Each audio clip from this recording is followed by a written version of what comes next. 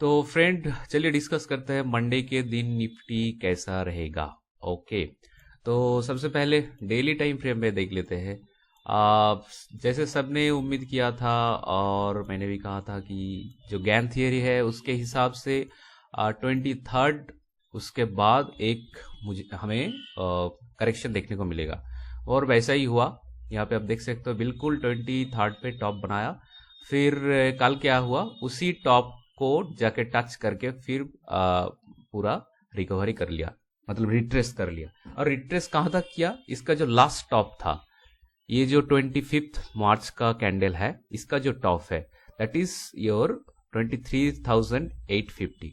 इसी टॉप को आके इन्होंने रिटेस्ट किया, फिर वहां से रिकवरी कर गया।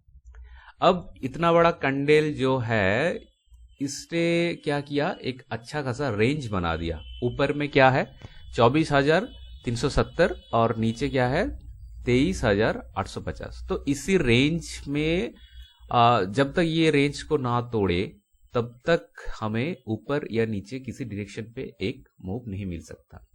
अब चलिए देखते हैं किस तरफ ये ब्रेकआउट करने की चांसेस ज्यादा है, अपसाइड या डाउनसाइड। ठीक है, तो अपसाइड में अगर ब्रेक करे तो नेक्स्ट जो इसका रेजिस्टेंस बनेगा वो है ये वाला लेवल 24,800। ठीक है, तो अपसाइड अगर 24,370 को इन्होंने ब्रेक करता है तो आराम से 24,800 तक पहुंच जाएगा।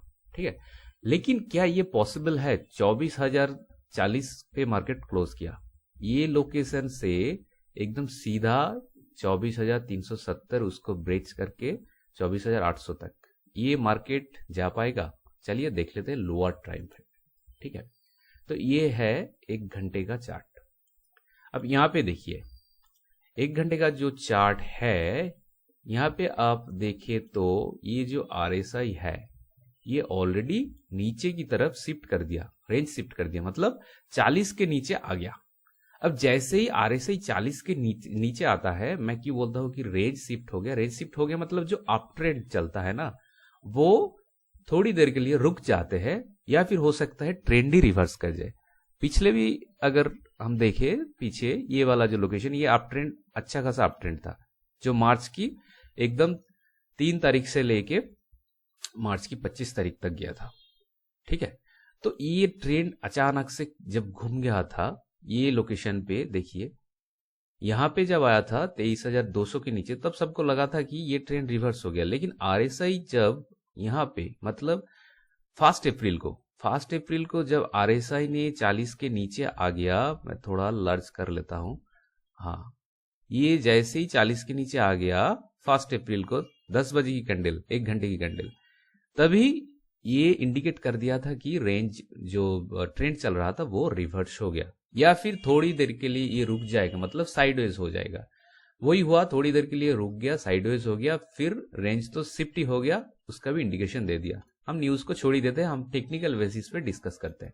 ओके, तो सेम चीज इस बार भी हो रहा है। क्या हो रहा है देखिए, ये रेंज पूरा ऊपर साइड शिफ्ट हो गया था इसी दिन। ये जो है ऊपर साइड मतलब 60 के ऊपर जो है, ठीक है, तो 60 के ऊपर कब शिफ्ट हो गया था? 11 अप्रैल को, मतलब जब 22,800 पे मार्केट था। उस दिन इन्होंने इंडिकेट कर दिया था कि डाउन ट्रेंड अभी के लिए रुक गया या फिर चेंज होके अप ट्रेंड ही हो गया। वही हुआ, पूरा अप ट्रेंड हो गया, फिर 22,800 से इन्होंने 23,800, फिर 24,400 तक चला गया। तो मतलब ऑलमोस्ट 1400, मतलब 1400 पॉइंट का उन्होंने अप मूव दे दिया। अब ये जो अप ट्रेंड यही चलता रहेगा, ये कहां तक पता था?